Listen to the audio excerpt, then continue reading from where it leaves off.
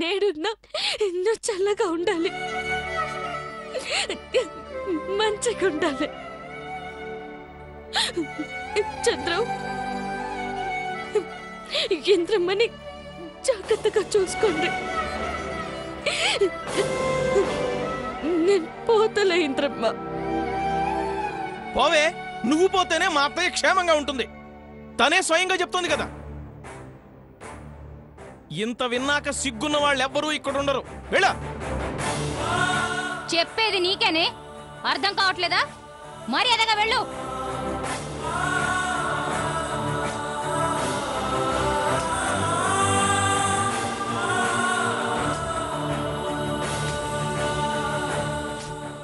నడో.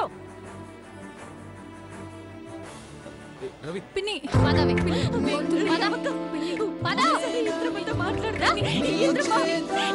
ఒకసారి మాట్లాడలే. వెలిగే తారల సాక్షిగా నువ్వు కావాలే అమ్మా, నన్ను వీడొద్దే అమ్మా, బంగారం నువ్వమ్మా. అమ్మా అని కొత్తగా మళ్ళీ పిలవాలని తుళ్ళే పసిప్రాయమే మళ్ళీ మొదలవ్వని.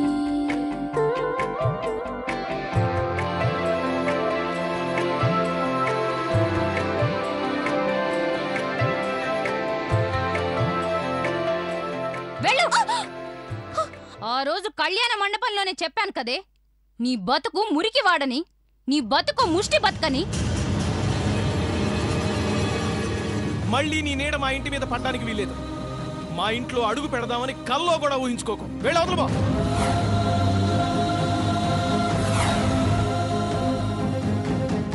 వెళ్ళవే.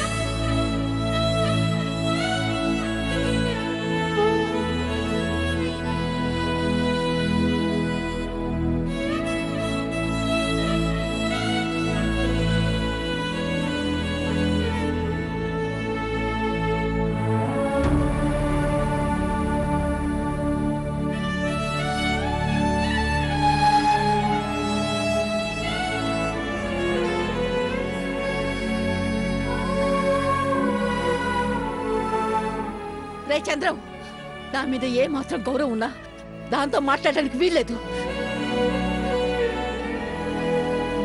దాన్ని పంపించేయండి, దాన్ని ఇక్కడి నుంచి పంపించేయండి, పంపించేయండి.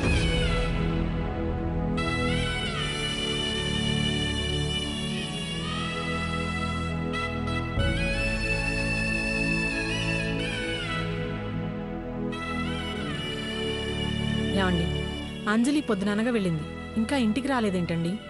అదే చూస్తున్నానే, అదిగో మాటలోనే వచ్చేసింది. నూరేళ్ళ ఐశ్వర్యమ్మా. ఏమ్మా అంజలి, ఏమైంది? ఇందిరమ్మ గారికి ఇప్పుడు ఎలా ఉంది? ఏం కాలే. ఏమైందమ్మా? అది అది ఇంద్రమ్మ.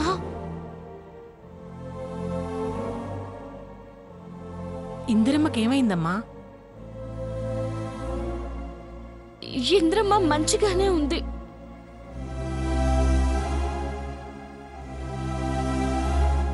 మరి మంచిగుంటే నువ్వెందుకురా ఇలా వణికిపోతున్నావు?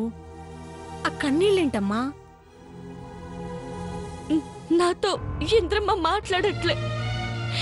నన్ను అస్సలు మాట్లాడొద్దు అంటూ మాటలతో తూట్లు పడిచి నన్ను దూరం పెట్టేసింది.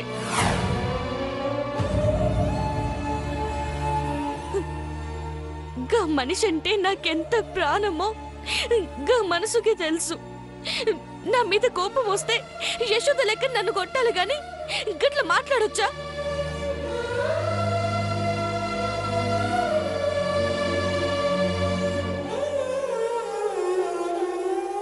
వాసు, గా ఇంట్లో వాళ్ళు ఎవరు నాతో మాట్లాడకూడదని షరతు పెట్టింది. ఊరుకో అమ్మా. బాధలో ఉన్న మనిషి మాలాగే కోపంతో అలా అని ఉంటుంది కానీ నిజంగా నీ మీద ఏదీ ఉండి ఉండదమ్మా. లేదు వాసు, నా మీద అంత ప్రాణం పెట్టుకున్న మనిషి అయితే గట్లెందుకు షరతులు పెడుతుంది? ఇక ఇంద్రమ్మ నాతో మాట్లాడదు. పిచ్చి తల్లి, నువ్వంటే ప్రాణాలు వదిలేంత ప్రేమ ఇంద్రమ్మలో ఉందమ్మా. నీ పెళ్లి చూడాలని ఎన్నో కలలు కన్నది. ఆ కలలు చెదిరిపోయాయన్న కోపంతో అలానుంటది. లేదేశోద, ఇంద్రమ్మ చాలా మొండిది. నన్ను మాఫ్ చేయదు.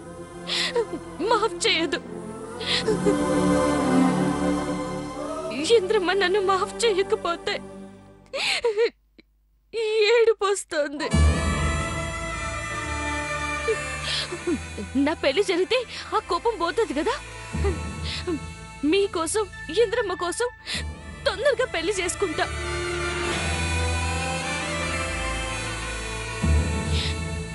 మంచి పోరన్ని చూడండి. అంజలి, నువ్వు పొద్దుటి నుంచి ఏమీ తినలేదు. కొంచెం తిని పడుకో అమ్మా. ఆకలిగా లేదశోద.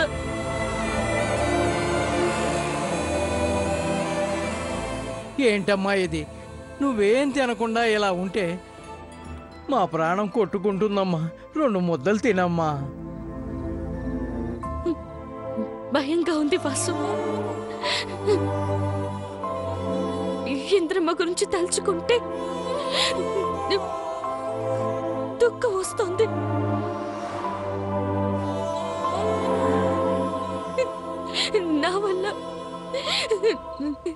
నా వల్ల మనిషి బాధేస్తుంది యశోద.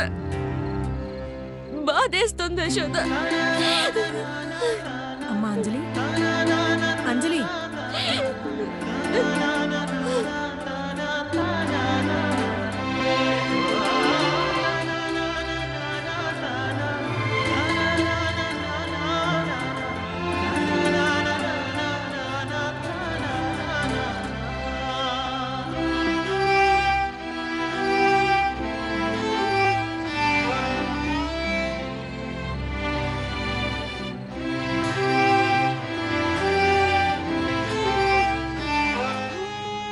అత్తయ్య, నువ్వు కంప్లీట్గా రెస్ట్ తీసుకోవాలి అత్తయ్య.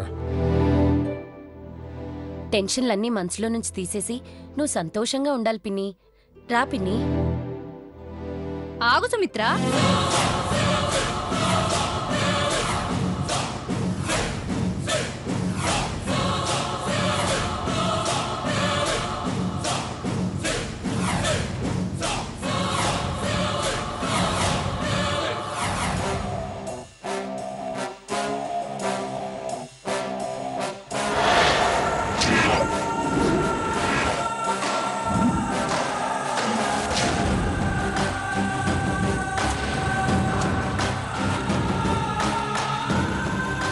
ఏమైందే?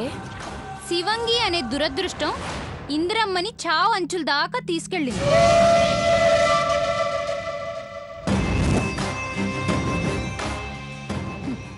ఏదో మన అదృష్టం కొద్దీ, మనం చేసుకున్న పుణ్యం కొద్దీ ఇంద్రమ్మ ప్రాణాలతో తిరిగొచ్చింది.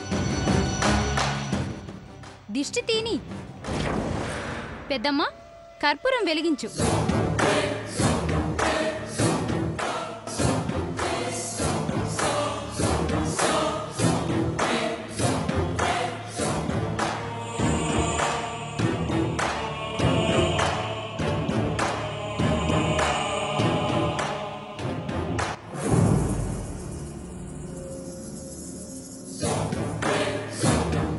పెద్దమ్మ,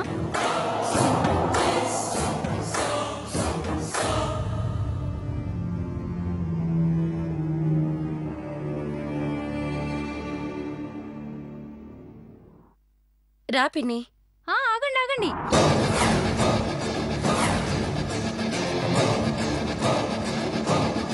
ఒక్క నిమిషం.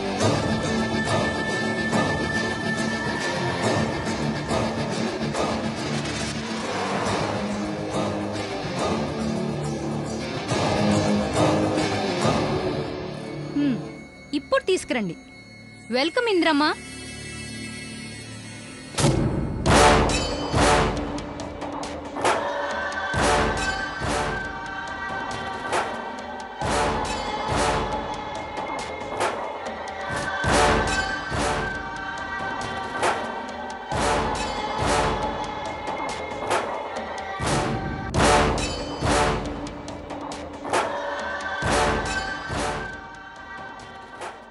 సుమిత్ర అన్నట్టు టెన్షన్లన్నీ తీసేసి డస్ట్బిన్లో పడే.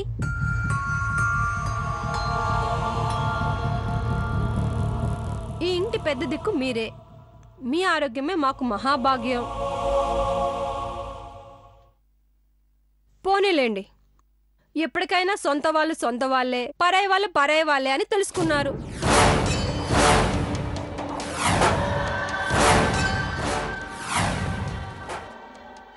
ఇందిరమ్మ తప్పు ఇందిరమ్మ తెలుసుకుంది పెద్దమ్మ. అందుకేగా ఆ శివంగితో మాట్లాడొద్దని మనతో చెప్పింది. ఇంద్రమ్మ, ఈ విషయంలో నీ పౌరుషానికి హ్యాట్స్ ఆఫ్. రవి, అత్తయ్యని కాసేపు ప్రశాంతంగా వదిలేస్తావా?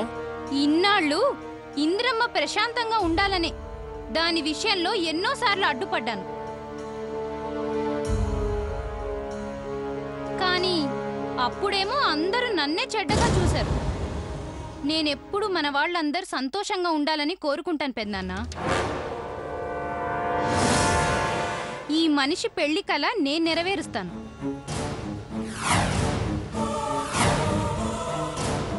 ఇంద్రమ్మ, నీ మాట నేను వింటాను. లక్ష్మణ రేఖ సీత దాటిందేమో కానీ ఈ ఇంద్రమ్మ గీసే రేఖ నేను దాటను.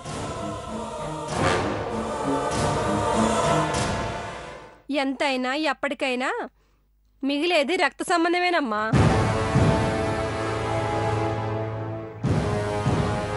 అత్తయ్య, నానమ్మకు అన్నీ తెలుసు. మీరు ప్రత్యేకంగా ఏమీ వివరించక్కర్లేదు. రెస్ట్ తీసుకునివ్వండి. రే బామర్ది, రావణాసుడు చచ్చాక రామాయణం సుఖాంతం అయినట్టు శివంగి పోయాక ఈ ఇల్లు ఈ ఇంట్లో మనుషులు చాలా సుఖంగా ఉంటారు.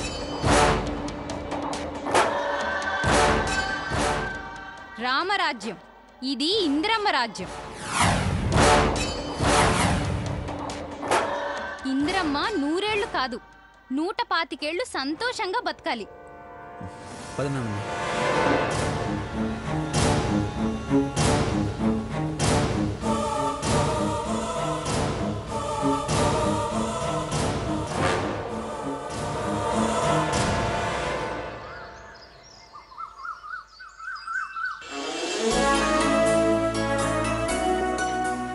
రండమ్మా రండి.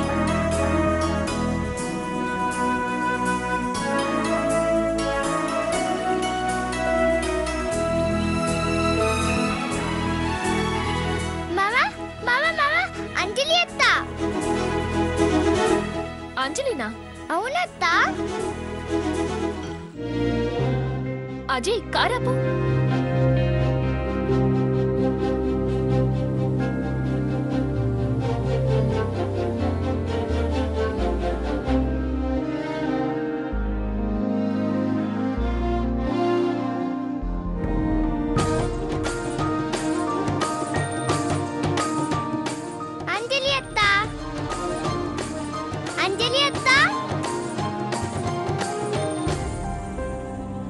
అంజలి, ఏం చేస్తున్నావు ఇక్కడ?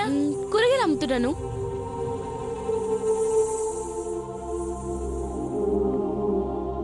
కూరగాయలు అమ్ముతున్నావా? అరే, ఇప్పుడు ఏమైంది? చిన్నప్పటి నుంచి అమ్ముతూనే ఉన్నాను. నేను వీళ్ళతో మాట్లాడొస్తాను, జంతసేపు ఆగండి. ఏంది మిస్సమ్మా, ఏడిపోతుండ్రు? నీకోసమే బయలుదేరాం అంజలి. నాకోసమా? ఎందుకు? సడన్ గా నా పెళ్లి జరిపించావు కదా, ఎవ్వర్ని పిలిచే అవకాశం లేదు. అందుకే చిన్న రిసెప్షన్ ఏర్పాటు చేశాం. స్వయంగా నిన్ను ఇన్వైట్ చేయడానికి బయలుదేరాం. నువ్వు తప్పకుండా రావాలి. ఓ, మస్తు దావతిస్తున్నారన్నమాట. అవునత్తా, అమ్మ నిన్ను మరీ మరీ అడిగినట్టు చెప్పమనింది. ఫంక్షన్కి వస్తావు కదా? మీరు పిలవడం నేను రాకపోవడమునా? తప్పకుండా వస్తానురా. అంజలి, కూరగాయలు అమ్ముకొని బతకాల్సిన అవసరం నీకు లేదు. నా దగ్గరకొచ్చే, నా ఆఫీస్లో కూర్చో. ఆ చైర్ నీదే. నువ్వే మా ఆఫీస్ బాస్వి. నువ్వు అస్సలు పనిచేయక్కర్లేదు. హ్యాపీగా ఉండు. మిస్ అమ్మా, గీ పనిలోనే నాకు ఆనందం ఉంది. మీరు సంతోషంగా ఉండండి, నాకది చాలు. మీరెప్పుడూ నవ్వుతూనే ఉండాలి.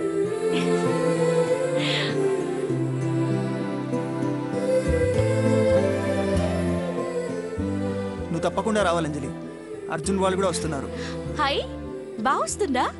అట్లనే వస్తాను బుల్లడా. ఇరకదిద్దాం, గోల చేద్దాం.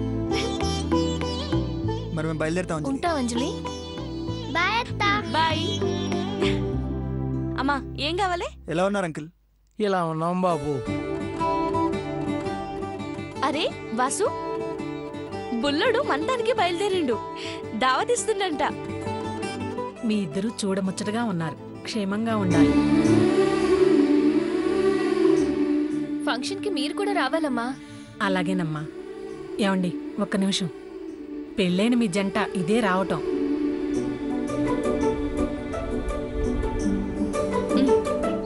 మిస్సమ్మా, కొత్త పెళ్లి కూతురికి ఏమి ఇవ్వలేకపోతున్నా. దీంతో ఏదైనా కొనుక్కో. బయలుదేరుతాం అంజలి. బాయ్ అంజలి. బయలుదేరుతాం. మంచిది బాబు. వస్తానమ్మా. మంచిదమ్మా. బాయ్. Bye bye. నువ్వు వచ్చి చాలాసేపు అయిందమ్మా. నువ్వు వెళ్ళమ్మా, మేము అమ్ముకుని వస్తాం. ఎండ ఎక్కువగా ఉంది, మీరు అమ్మడం ఏంది? వాళ్ళు వచ్చిండ్రు కాబట్టి కొంచెం లేట్ అయింది. ఇప్పుడు చూడండి, అరగంటలో ఇవన్నీ అమ్మేస్తా. ఏం కావాలి? 10 రూపాయలు తీసుకోండమ్మా. సొరకాయ కేజీ 20 రూపాయలే. మంచి తాజా కూరగాయలు చూసుకోండమ్మా. చూడండి. రండి రండి. అంజలి, ఒక్కసారి అబ్బాయిని చూడమ్మా. 10 కిలో 10 రెండక రండి ఆలోచించదు. రెండక చూశాను, పోరడు మంచిగానే ఉన్నాడు. ఎవరో కాదమ్మా, మీ శాంతి పిన్ని లేదు, వాళ్ళ బంధువుల తాలూకు అబ్బాయి. చాలా మంచి కుర్రాడు. మంచిగానే ఉన్నాడు గాని గట్టి కూతే గాల్లో తేలిపోయేలా ఉన్నాడు.